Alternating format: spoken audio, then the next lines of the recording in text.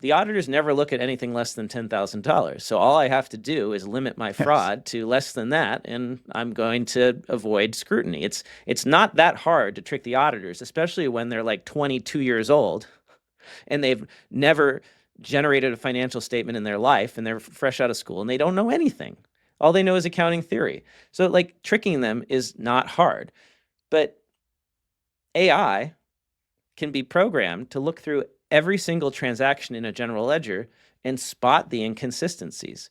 So if an AI were trained on reviewing journal entries, you could replace the human who should have been reviewing the employee's accrual entries in that account with an AI doing it, at least as a first line defense.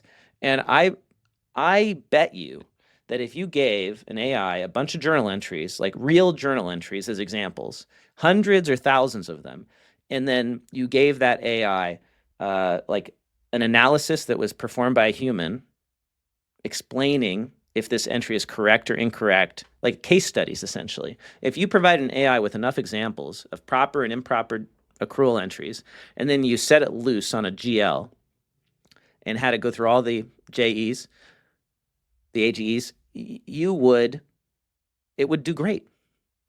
And And it would probably do better than 90%.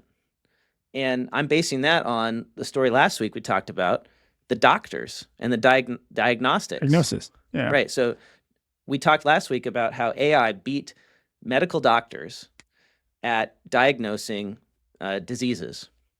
And it got 90% right on real case studies that it had not been trained on.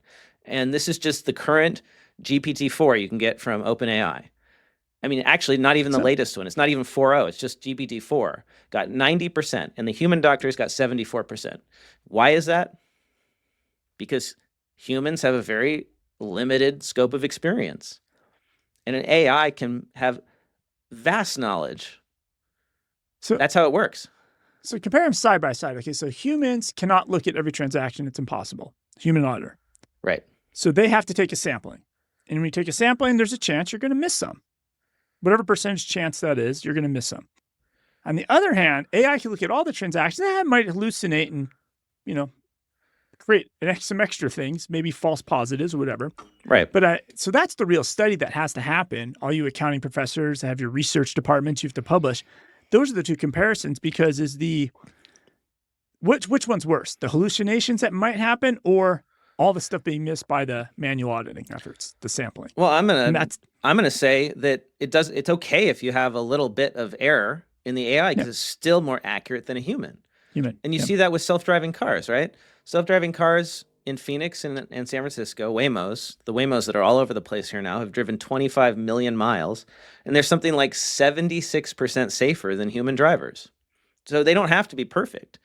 And they can save tens of thousands of lives because something like 30,000 people a year die in car accidents caused by human drivers. So it's not about perfection.